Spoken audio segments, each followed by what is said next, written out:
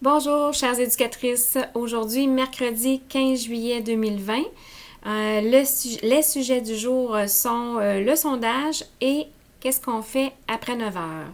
Donc, le sondage, comme vous le savez certaines, c'est le fournisseur de logiciels Amiges qui gère les envois de façon automatisée pour le sondage. Ils nous ont appris ce matin qu'ils ont eu des difficultés techniques. C'est pour ça que le sondage n'a pas été un succès. Donc, certaines personnes l'ont reçu 2 fois, pas du tout, ou dans les indésirables. En tout temps, surveillez vos indésirables, ça peut aussi se ramasser là n'importe quand. Donc, ils vont faire un entretien de leur système cette nuit. Donc, au courant des prochaines journées, ça devrait bien fonctionner. Si vous n'avez pas accès à Internet le matin, on vous a aussi préparé des formulaires pour répondre papier.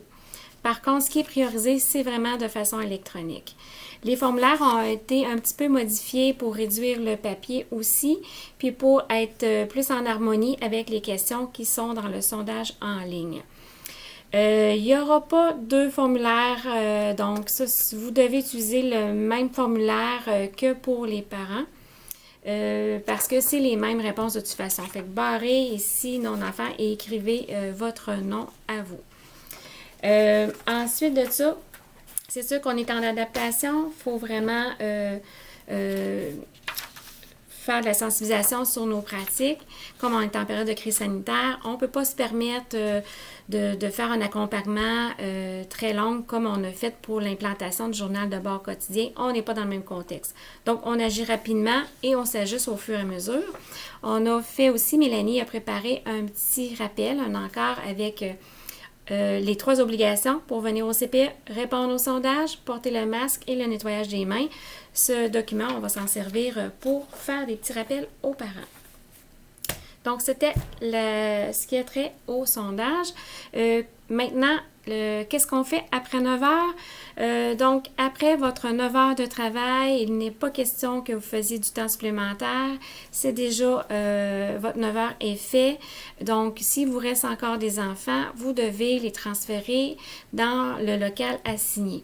Si jamais il n'y a pas de local assigné parce qu'il y a un enfant qui a été oublié sur la liste ou que c'est jamais arrivé, oh, pardon, je vais éteindre mon cellulaire, je croyais que c'était fermé.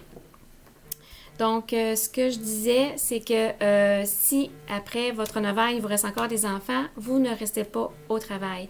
Vous devez distribuer les enfants dans les locaux qui leur sont attitrés.